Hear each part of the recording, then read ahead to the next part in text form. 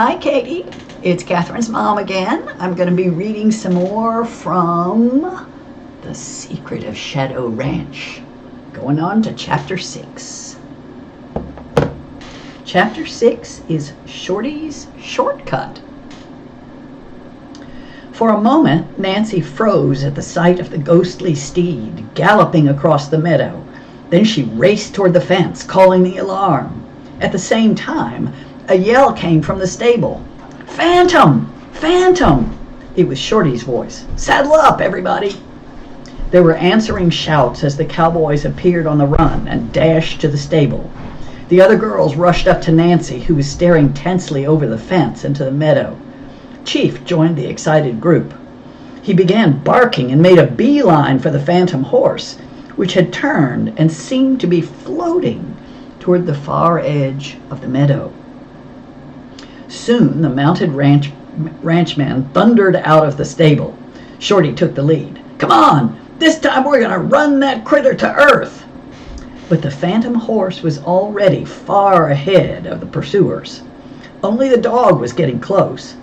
As the girls watched, the eerie figure reached the stand of trees at the far end of the meadow.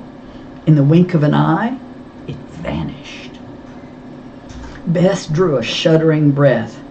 "The ghost's gone, right into thin air." "Nonsense," George said gruffly. "How can anything disappear like that?" asked Alice. "It's amazing," Nancy admitted.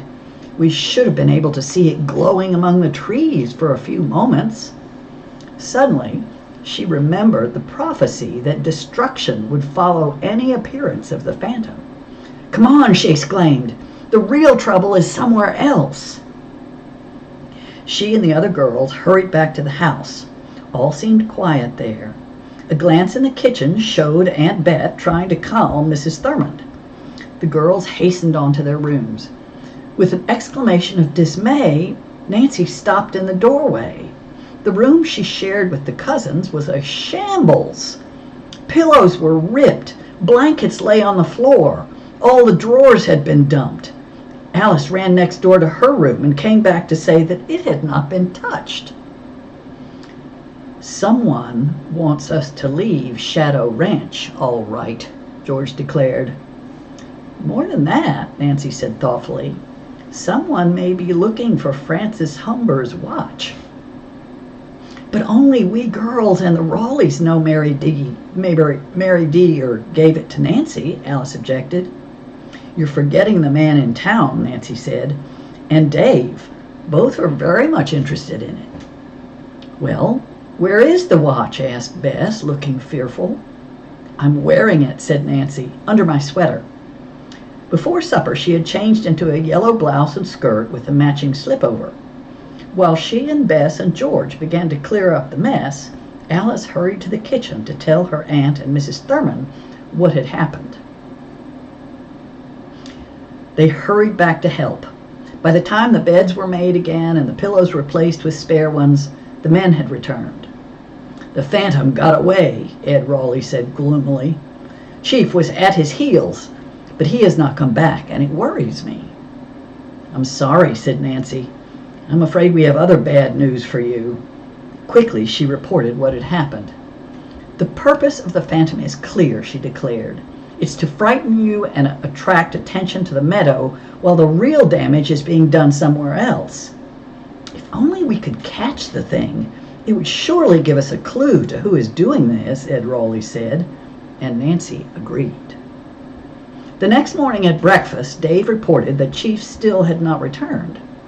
"The phantom got him, poor dog," Mrs. Thurmond said dolefully. "Same as it will get us all." As soon as the meal was over, Nancy said she was going out for a canter. She put on riding clothes and hastened to the stable where Tex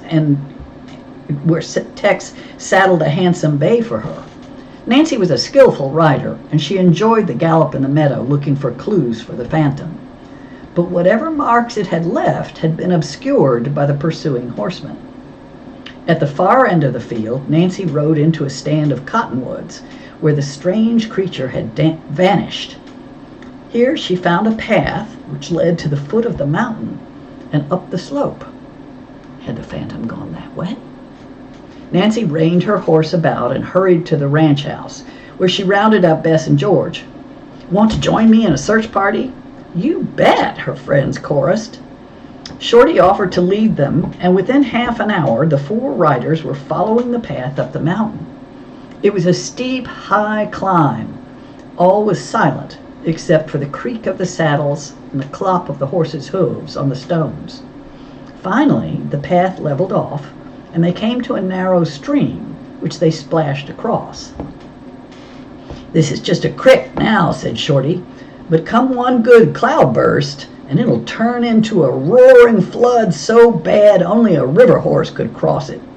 That's the kind you're riding now. They're big and they don't get rattled. Know how to swim with the current." Near noon, Nancy suddenly reined up. "Listen," she said. Somewhere among the rocks overhead, a dog was barking. Apache Chief? Within a moment, George glimpsed the roof of a cabin among the crags above. "Maybe Chief's up there," she exclaimed. Nancy observed that it looked as though the path they were on would lead to the cabin. "I know a shortcut. Come with me," Shorty said quickly. He rode ahead and led them to a side path. He explained to the girls that the other route became impossible further up the mountain. After they had ridden for 15 minutes, Shorty stopped, pulled off his hat, and wiped his forehead with his bandana. "I gotta confess, we stayed on the wrong trail." He shrugged. "No use going back. Getting too late.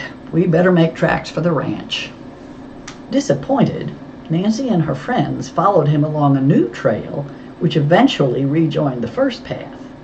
They reached Shadow Ranch in mid-afternoon. When they dismounted in front of the stable, Shorty said, "Mighty sorry we didn't find that dog." Nancy replied, "So am I." She could not help suspecting that Shorty had pretended to be lost and deliberately kept them away from the cabin. She made up her mind to go back. The 3 girls discussed the possibility of his having double-crossed them. "I'll bet he did," George declared. At the house, they found Alice waiting for them, her face glowing. "Nancy," she cried out, "Mary Dear says the artist's name is Bercy, and he lives in a cabin on Shadow Mountain." The older girls exchanged meaningful looks. "Alice," Nancy said happily, "I think we know where it is. We'll go there tomorrow. Maybe we'll find Chief, too." That night, Alice came to the girls' room. She was puzzled. If the artist was her father, why was Chief with him? "I wish I could answer," said Nancy. "And, Alice dear, please don't get your hopes up too high. It may not be the cabin where the artist lives, although I have a hunch it's connected with the mystery of Shadow Ranch." As Nancy spoke, she was turning the old-fashioned watch over in her hand. Absently, she ran her finger along the front edge and suddenly felt a tiny obstruction. She pushed it, and instantly a thin lid sprang forward. "Why, it's a secret compartment!" she exclaimed. On the top side of the lid was a small, faded photograph of a handsome man with flowing dark hair. "That must be Dirk Valentine," Nancy cried, and showed it to the other girls. In the frame next to the picture of the man was a tiny corner from another picture. "That one's been torn out," said Alice. "It must have been a photo of Francis Humber," Bess observed. Carefully, Nancy removed the old picture. On the back, in faded ink, was the initial V. In tiny script under it were the words, "Green bottle in blank." "In where?" asked George. "Perhaps the place is named on the back of the missing photograph," Nancy suggested. "Let me see it," Bess requested. Nancy handed over the watch. Bess looked it over carefully. Finally she sighed, replaced the picture, and put the timepiece on the dresser. What can that odd message mean if... At that moment, the girls heard a dog whining. It came from somewhere in the darkness beyond the portico. Alice jumped up. "Listen!" she exclaimed. "Maybe that's Chief." And that's the end of chapter 6.